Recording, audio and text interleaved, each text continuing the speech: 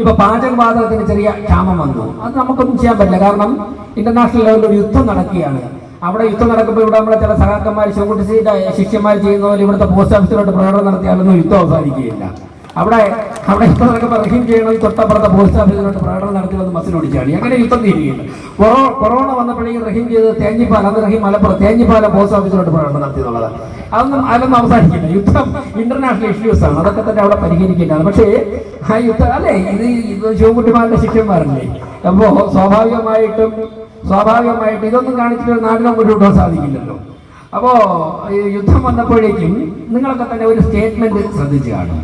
ഞാനത് വളരെ അഭിമാനത്തോടെയാണ് പത്രപ്രസ്ഥാനം വായിച്ചത്. ഇറാന്റെ ഭരണാധികാരിയുടെ സ്റ്റേറ്റ്മെന്റ് ആണ്. ഭാരതത്തിന്റെ കപ്പലുകൾക്ക് പാചകവാതകം കൊണ്ട് ഹോർമോസ് കടലിലേക്ക് താണ്ടാൻ വേണ്ടി എല്ലാ സുരക്ഷയും ഞങ്ങൾ ഒരുക്കും.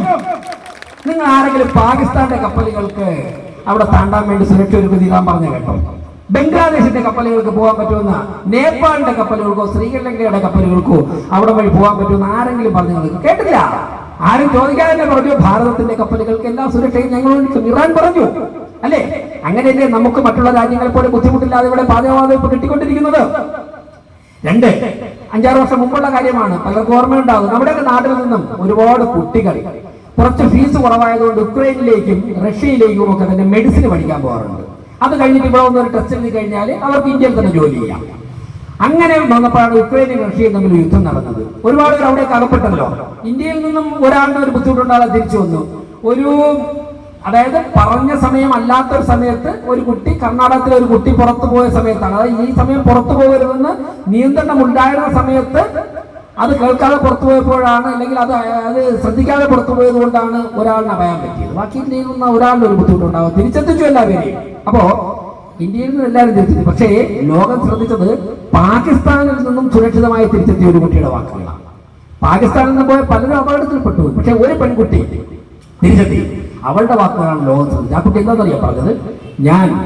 ഞങ്ങളുടെ കോളേജിൽ നിന്ന് വന്ന ആർക്കും പരിക്കൊന്നും പറ്റിയില്ല. കാരണം ഞാൻ കോളേജിൽ നിന്നും ഹോസ്റ്റലിൽ നിന്നും എയർപോർട്ടിലേക്ക് പോയപ്പോൾ എന്റെ ബസിന്റെ മുകളിൽ പാറിച്ചിരുന്നത് ഭാരതത്തിന്റെ ദേശീയ പതാകയായിരുന്നു. ആലോചിച്ചോക്ക്, പാകിസ്ഥാനിൽ പോയിട്ട് കുട്ടി പറയുകയാ, അമ്മയെ കെട്ടിപ്പിടിച്ചോണ്ട്, അമ്മയെ എനിക്കിവിടെ എത്താൻ സാധിച്ചത് നരേന്ദ്രമോദിയുടെ രാജ്യത്തിന്റെ മോർണ കൊടി എന്റെ ബസിന്റെ മുമ്പിൽ പാറിച്ചത് കൊണ്ടായിരുന്നു എന്ന്. ആ കുട്ടിയോട് ചോദിച്ചു, നിനക്ക് എങ്ങനെ കിട്ടി ഭാരതത്തിന്റെ ദേശീയ പതാക? കുട്ടി പറഞ്ഞു, യുദ്ധം നടക്കുമ്പോഴേക്കും ഈ മറ്റുള്ള രാജ്യങ്ങളിൽ നിന്ന് വിമാനങ്ങൾ വരാനുള്ള റഡാറിലെ സിഗ്നലൊന്നും പതിഞ്ഞില്ലെങ്കിൽ ഒരു അരമണിക്കൂറൊക്കെ തന്നെ വിമാനങ്ങൾ ദൂരെ വരുമ്പോൾ തന്നെ റഡാറിൽ പതിയുമല്ലോ. അപ്പൊ സൈറൺ മുഴങ്ങും. അപ്പോൾ ഒരു ദിവസം ഒരു അരമണിക്കൂറൊക്കെ, അല്ലെങ്കിൽ 2 ദിവസത്തേക്ക് അരമണിക്കൂറൊക്കെ തന്നെ ഇവർക്ക് ബങ്കറിൽ നിന്ന് പുറത്തു കടന്ന് ഭക്ഷണ സാധനങ്ങളൊക്കെ വാങ്ങാൻ വേണ്ടിയുള്ള അവസരം കൊടുക്കും. അങ്ങനെ എനിക്ക് അവസരം കിട്ടിയപ്പോൾ ഞാൻ ഭക്ഷണ സാധനം വാങ്ങാനല്ല പോയത്, മറിച്ച് ഞാൻ അപ്പുറത്തൊരു കടയിൽ പോയിട്ട് വെള്ള പേപ്പർ വാങ്ങിച്ചിട്ട് ഈ ഇന്ത്യയുടെ കൊടി വരയ്ക്കുള്ള ചായങ്ങൾ വാങ്ങി ഞങ്ങൾ ബംഗറിൽ വന്നിരുന്ന് ഇന്ത്യയുടെ ദേശീയ പതാക പാകിസ്ഥാന്റെ ഒരു കുട്ടി വരച്ചിട്ട് അവളുടെ ബസിന്റെ പുറമുള്ളവർ പിടിക്കുക, ഭാരത് മാതാക്ക് ജയ് വിളിക്കുക പാകിസ്ഥാനിലെ കുട്ടികൾ. എന്നിട്ടാണ് ഞാൻ സന്തോഷത്തോടെ സുരക്ഷിതമായിട്ട് ഞാൻ വീട്ടിലെത്തി. അമ്മേ, നരേന്ദ്രമോദിയെ പോലെ പ്രധാനമന്ത്രി പാകിസ്ഥാനിലുണ്ടായിരുന്നെങ്കിൽ ലോകത്തിന്റെ മുകളിൽ സുരക്ഷിതമായി തലയുയർത്തി നിൽക്കാമായിരുന്നു എന്ന് ആ പെൺകുട്ടി പറയുമ്പോഴേക്കും, പ്രിയപ്പെട്ടവരെ, ഭാരതീയ ജനതാ പാർട്ടിയുടെ ദേശീയ ജനാധിപത്യ സഖ്യത്തിന്റെ പ്രവർത്തകരായ നമ്മളൊക്കെ തന്നെ അങ്ങേറ്റം തന്നെ അഭിമാനമുണ്ടാകണം. അവിടെയാണ് ശ്രീ രാജീവ് ചന്ദ്രശേഖർ നരേന്ദ്രമോദിയുടെ പ്രതിനിധിയായിട്ട് നിയമം നിയോജക മണ്ഡലത്തിൽ എത്തുന്നത്. ഞാൻ ചോദിക്കട്ടെ, ഇന്ത്യയിൽ ഡിജിറ്റൽ ട്രാൻസാക്ഷൻ നടപ്പിലാക്കുമെന്ന് പറഞ്ഞപ്പോഴേക്കും ഈ ശബരിനാഥന്റെ നേതാവുണ്ടല്ലോ, പി ചിദംബരം, അദ്ദേഹം പാർലമെന്റിൽ നിന്ന് ഒരു ചിരിച്ചുകൊണ്ട് ചോദിച്ചു, എങ്ങനെയാണ് how it is possible in India to implement the digital transaction? എങ്ങനെയാണ് നടപ്പിലാക്കാൻ സാധിക്കുന്നത്?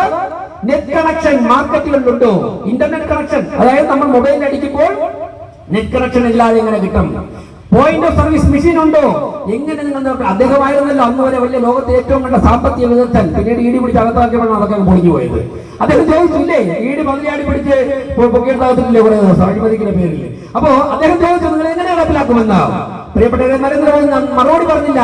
ശ്രീ രാജീവ് ചന്ദ്രശേഖറിനെ വിളിച്ചുകൊണ്ട് നരേന്ദ്രമോദി പറഞ്ഞു, Rajeev Chandrasekhar, India digital transaction ആരംഭിക്കണം. പ്രിയപ്പെട്ടവരെ, ലോകം കണ്ട ഏറ്റവും മികച്ച IT വിദഗ്ധരായിട്ടുള്ള രാജീവ് ചന്ദ്രശേഖർ ഉത്തരവാദിത്തം ഏറ്റെടുത്തുകൊണ്ട് IT സെക്ഷൻ അത് ഇംപ്ലിമെന്റ് ചെയ്തപ്പോൾ, ഡിജിറ്റൽ ട്രാൻസാക്ഷൻ ഇംപ്ലിമെന്റ് ചെയ്തപ്പോൾ ഇന്ന് ലോകത്തിൽ ഏറ്റവും കൂടുതൽ ഡിജിറ്റൽ ട്രാൻസാക്ഷൻ നടക്കുന്ന രാജ്യമായിട്ട് ഭാരതം മാറിയെങ്കിൽ ആ രാജീവ് ചന്ദ്രശേഖറിലെ നിയമത്തിന്റെ MLA ആയിട്ട് മാറേണ്ടത്. അല്ലേ? അമേരിക്ക ഇപ്പൊ ഇന്ത്യയോട് ചോദിക്കുക, അമേരിക്കക്കാരാണല്ലോ എല്ലാം കണ്ടുപിടിക്കാൻ വിദഗ്ധർ. ഇപ്പൊ ഇന്ത്യയോട് ചോദിക്കുക, നിങ്ങൾ എങ്ങനെ തേടി, നിങ്ങൾ എങ്ങനെ ഇന്ത്യ പോലുള്ള ഈ മഹാരാജ്യത്ത് ഈ ഡിജിറ്റൽ ട്രാൻസ്ഫർ എല്ലാവരും അമ്പലത്തില് ചന്ദനന്തരായിരിക്കുന്ന തിരുമേനിയുടെ ഉൾപ്പെടെ കയ്യിൽ QR കോഡ് കാണുമ്പോഴേക്കും നമുക്ക് സന്തോഷമാണ്, അഭിമാനമാണ്. ഒരു രാജ്യത്തെ ടെക്നോളജി അടിസ്ഥാന ജനവിഭാഗങ്ങളുടെ കയ്യിൽ എത്തിക്കുവാൻ വേണ്ടി പ്രയത്നിച്ച ശ്രീ രാജീവ് ചന്ദ്രശേഖർ ഈ മണ്ഡലത്തിന്റെ MLA ആകണമോ? PM ശ്രീ പദ്ധതി മുടക്കിയതിലൂടെ ലക്ഷക്കണക്കിന് കുട്ടികളുടെ ഭാവി ഇരുട്ടിലാക്കിയ ശിവൻകുട്ടിയുടെ MLA ആവണമെന്ന് നേമം മണ്ഡലത്തിലെ ജനങ്ങളാണ് തീരുമാനിക്കേണ്ടതെന്നാണ് എനിക്ക് പറയുവാനുള്ളത്. ഞാൻ ദീർഘിപ്പിക്കുന്നില്ല പ്രിയപ്പെട്ടവരെ. കഴിഞ്ഞ 45 വർഷം ഈ സംസ്ഥാനം ഭരിച്ചവർക്ക്, ഈ കോർപ്പറേഷൻ ഭരിച്ചവർക്ക് തിരുവനന്തപുരത്തിന്റെ കുടിവെള്ള പ്രശ്നം പരിഹരിക്കാൻ സാധിച്ചില്ല. തിരുവനന്തപുരത്തിന്റെ തെരുവ് നായ പ്രശ്നം പരിഹരിക്കാൻ സാധിച്ചില്ല. 30 ദിവസം കൊണ്ട് 50 തെരുവ് നായ്ക്കളെ പിടിച്ച് 50 കെട്ടലാക്കിയ ഭരണസമിതിയുടെ നേതൃത്വത്തിൽ കൊണ്ടാണ് ഞാൻ പറയുന്നത്. ഞങ്ങൾ അന്തസ്സായിട്ട് അഭിമാനത്തോടെ ആ പ്രശ്നം പരിഹരിച്ചു. ഞാൻ ദീർഘിപ്പിക്കുന്നില്ല. ഇനി 48 മണിക്കൂർ അല്ലെങ്കിൽ 72 മണിക്കൂർ മാത്രമാണ് നമ്മുടെ കയ്യിലുള്ളത്. കേരളം കണ്ട ഏറ്റവും വലിയ ഭൂരിപക്ഷത്തിൽ രാജീവ് ചന്ദ്രശേഖർ നേമം നിയോജക മണ്ഡലത്തിൽ നിന്നും കേരള നിയമസഭയിലേക്ക് എത്തട്ടെ എന്ന് ആത്മാർത്ഥമായിട്ട് ആഗ്രഹിച്ചുകൊണ്ട് അദ്ദേഹത്തിന് താമരയുടെ കാര്യത്തിൽ ഒരിക്കൽ കൂടി വോട്ട് കൊടുത്തു നിർത്തട്ടെ. ജയ് ഭാരത് മാതാ.